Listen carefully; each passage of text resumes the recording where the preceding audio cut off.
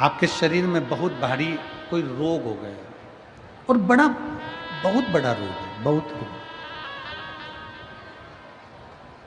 और शरीर में बहुत बड़ा रोग हो गया हो और वो रोग समाप्त नहीं हो रहा, वो रोग समाप्ति की ओर जा ही नहीं रहा, रोग समाप्त हो ही नहीं रहा, तो एकांक्षी नारियल लीजिए। श्रीफल, नारियल देखा है सब लोगों ने? श्रीफल जो होता है, नारियल जो होता है, पानी पीने वाला नारियल नहीं, जो भगवान को चढ़ता है उस नारियल की बात। एकांक्षी नारियल, एकांक्षी नारियल से मतलब है कि नारियल में जो जटा होती है उस जटा के स्थान पर 3 नेत्र होते हैं। किसी किसी नारियल में 2 नेत्र होते हैं, किसी में 3 नेत्र होते हैं, किसी में 2 नेत्र होते हैं, किसी में 3 नेत्र होते हैं। तो 3 नेत्र वाला नहीं, 2 नेत्र वाला नहीं, कभी अगर मिल जाए, भूलवश तुम्हारे हाथ में आ जाए, एकांक्षी नारियल।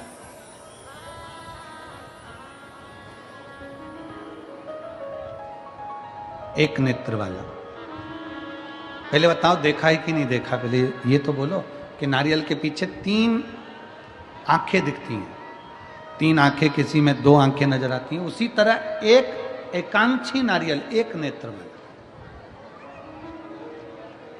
कभी अगर मौका लगे और अगर रोग बढ़ रहा है, घट नहीं रहा, तकलीफ बढ़ रही है, घट नहीं रही, सारे इलाज करवा लिए, सारी दवाइयाँ ले ली, सारी जांचें करवा ली, सारे डॉक्टरों को दिखा लिया, उसके बाद भी अगर आराम नहीं लग रहा है तो एकांक्षी नारियल। और उस एकांक्षी नारियल के साथ में 7 दुर्वा, 7 बेलपत्र, 7 दुर्वा, 7 बेलपत्र, 7 पीले कनेर के पुष्प हाथ में लेकर, जो व्यक्ति बहुत ज्यादा बीमारी अवस्था में है और दवाइयां भी अगर लॉक नहीं कर रही हैं, डॉक्टर की दवाइयां खाते रहो, दिखाते रहो, उसके साथ में वो एकांक्षी नारियल जिसकी एक आंख है, 7 दुर्वा, 7 बेलपत्र, 7 पीले कनेर के पुष्प हाथ में लेकर श्री शिवाय नमस्तुभ्यम कहते हुए हाटकेश्वर महादेव का नाम लेकर। कौन से महादेव? हाटकेश्वर महादेव। हाटकेश्वर महादेव का नाम लेकर अपनी कामना करते हुए, बाबा से विनय करते हुए, जहां से, जैसे ये शिवलिंग है, ये जलाधारी है, ये जलाधारी से जल बह रहा है, ये जल बहकर जहां से जाता है, ये जल बहने के स्थान जहां तक है, उसके बीच में कहीं पर भी, जहां जल बह रहा है ना, ये पानी बहकर जहां जा रहा है, उस स्थान पर कहीं पर भी, वो जल बहकर जहां से जा रहा है जमीन पर, उस स्थान पर कहीं पर भी उस नारियल को, एकांक्षी नारियल, 3 आंख वाला नहीं, 2 आंख वाला नहीं, एक नेत्र वाला एकांक्षी नारियल, सफेद पीला कनेर, 7 बेलपत्र, 7 दुर्वा के साथ में उसको रख दीजिए और 1 लोटा जल देवाधिदेव महादेव को दक्षिण के भाग में खड़े होकर, उत्तर की ओर मुख कर यहाँ बैठकर या खड़े होकर इस भाग में उधर की ओर देखते हुए जल समर्पित कर दीजिए। उसमें से 1 बेलपत्र, 1 दुर्वा उठा कर लिया, उसी में से 1 कनेर का पुष्प अशोक सुंदरी वाली जगह पर समर्पित कर दो। दुर्वा सुबह के समय पर खाना है, बेलपत्री दोपहर के समय पर खाना है। उसके बाद में 15 दिन 8 दिन बाद फिर वापस जांच कराओ, आपके रोग में आराम मिलना प्रारंभ हो जाएगा, शिव उसको ठीक करना प्रारंभ कर देगा। एकांक्षी नारियल। अजब एक बड़ी सुंदर सा बात आती है, हम फिर निवेदन करेंगे कि जिसके शरीर में अगर कोई बहुत बड़ा रोग आ जाता है, कोई बहुत बड़ी बीमारी अगर शरीर में लग जाती है, कोई रोग लग गया, कोई बीमारी लग गई, कोई बहुत बड़ा रोग आ गया, बीमारी आ गई, डॉक्टर को दिखाओ, जांच भी कराओ, हॉस्पिटल भी जाओ और अच्छे से अच्छे डॉक्टर को दिखाओ। पर साथ में एक काम और करो, जब बहुत बड़ी बीमारी लग गई, उसका कोई हल नहीं निकल रहा, कोई रिजल्ट नहीं आ रहा, डॉक्टर की दवाई भी चल रही है, जांचें भी चल रही है, तो साथ में एक बेलपत्र लो, बीच वाली पत्ती पर एक चावल का दाना रखो, बीच वाली पत्ती, एक दुर्वा, दुर्वा जानते हो ना, दूब, हरी दूब, एक दुर्वा और एक पीला कनेर का फूल, ये साथ में रखकर नंदी के पास बैठकर त्र्यंबक मंत्र का जाप करो। और अगर मालूम पड़े कि त्र्यंबक मंत्र नहीं आता है तो पंचाक्षर मंत्र का जाप करो, नमः शिवाय। षडाक्षर मंत्र का जाप करो, ओम नमः शिवाय। और वो भी नहीं ले सकते तो नंदी के पास बैठकर श्री शिवाय नमस्तुभ्यम बोलकर अपने मन का भाव कहकर, बाबा बहुत रोग से ग्रसित हूं, मेरे महाकाल राजा, मेरे बाबा केदारनाथ, मेरे बाबा अमरनाथ, हे मेरे बाबा कृष्णेश्वर नाथ, कृपा करो, रोग से मुक्त करो। बाबा से प्रार्थना कर कर जो चावल, बेलपत्र, दुर्वा, कनेर का पुष्प है वो शिव जी के ऊपर समर्पित कर दो। और एक लोटा जल, जिस ओर जल बहता है उत्तर की ओर, उससे विपरीत में खड़े हो दक्षिण की ओर,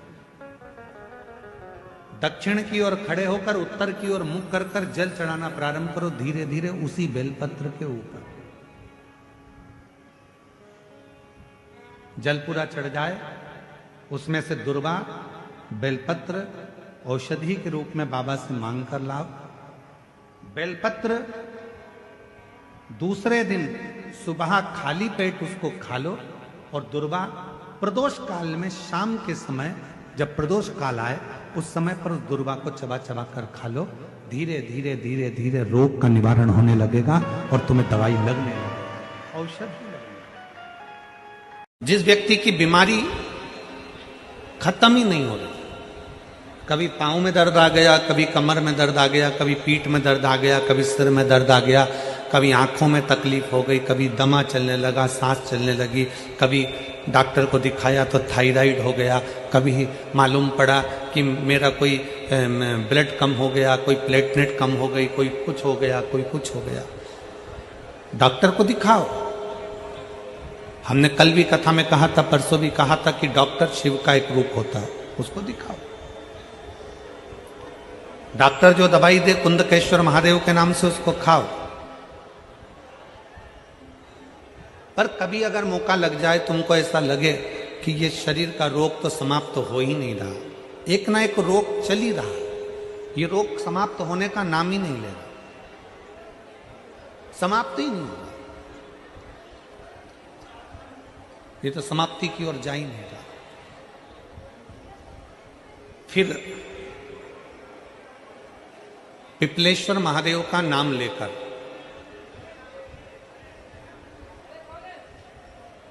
पिपलेश्वर महादेव का नाम लेकर कुछ भी मीठा जो बना सकते हो, हलवा बना सकते हो, हलवा, सीरा बना सकते हो, सीरा, खीर बना सकते हो, खीर, चूरमा बना सकते हो तो चूरमा, लड्डू बना सकते हो तो लड्डू, जो तुम घर में मीठा बना सकते हो उसका केवल 7 ग्रास का अन्न।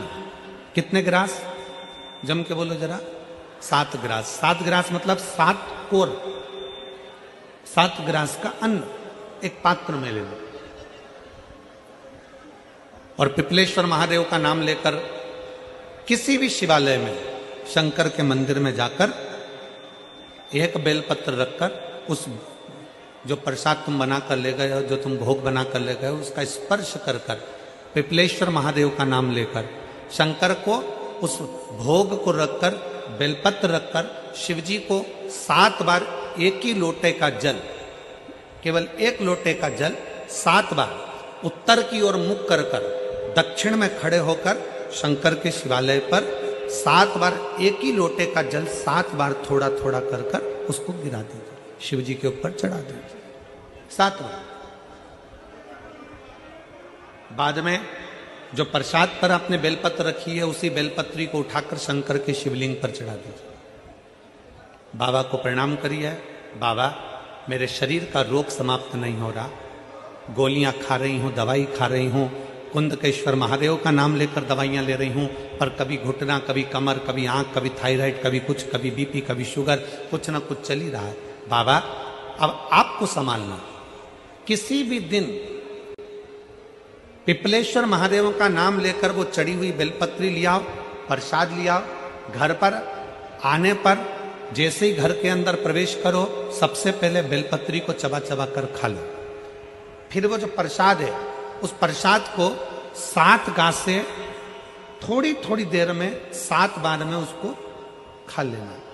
बाबा देवाधिदेव महादेव का नाम लेकर, पिपलेश्वर देव का नाम लेकर प्रणाम कर कर जल का आचमन, हाथ की हथेली में जल लेकर 7 बार आचमन कर लीजिए और शिव का, पिपलेश्वर महादेव का नाम ले लीजिए।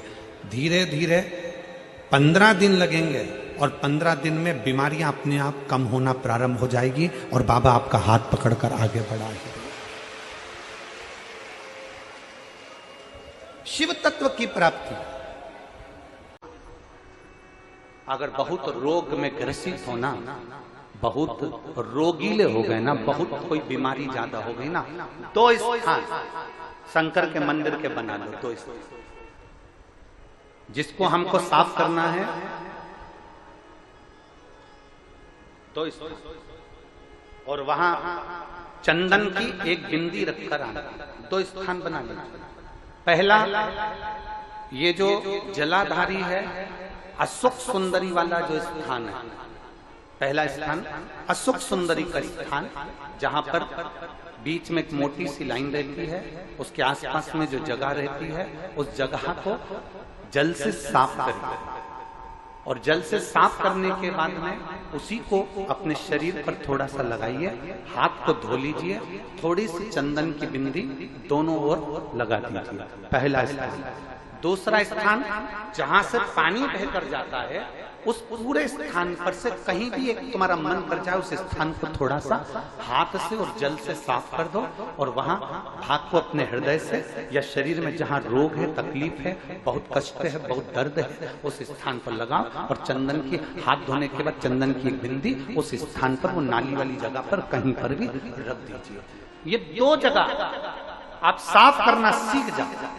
ये 2 स्थान आपने अगर साफ करे हैं तो निश्चित है कितनी भी बड़े से बड़ी बीमारी है, उसका रिजल्ट अच्छा ही आएगा, वो बीमारी समाप्त होगा। उसका एक स्वरूप है, उसको जाना, उसको पहचानना सरल नहीं है। जो हनुमान को जान गया, जो शिव को जान गया, उसकी जिंदगी सार्थक हो गई। जैसे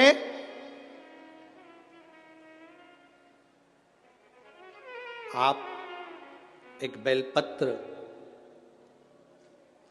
जैसे आप एक बेलपत्र की ये 2 जो पत्तियां होती हैं, जरा ध्यान देंगे, ये दो जो पत्ती नीचे की रहती है बेलपत्र, आगे का भाग एक बेलपत्र और नीचे की जो ये 2 पत्तियां होती हैं, इन 2 पत्तियों के ऊपर एक एक शमी पत्र। ये 2 जो पत्तियां हैं, इन पत्तियों के ऊपर एक एक शमी पत्र और लाल चंदन, ये रखकर कितना भी रोगीला व्यक्ति हो, रोग से ग्रसित व्यक्ति हो, जिंदगी में कितना ही दुख पड़ रहा हो, बेलपत्र की ये दोनों पत्ती जिसके ऊपर शमी पत्र रखकर, लाल चंदन रखकर, श्री हनुमान जी महाराज और हनुमान जी महाराज के तीसरे नंबर के भाई श्री गतिमान जी। हनुमान जी कितने भाई हैं? 6। उसमें हनुमान, रतिमान, व्रतिमान, मतिमान, गतिमान, तो जो नीचे के क्रम में आते हैं श्री गतिमान जी, उन गतिमान जी, हनुमान जी का नाम लेकर जो शिवलिंग के ऊपर समर्पित कर देता है, रोग का निवारण होता ही है, रोग मुक्ति होती ही।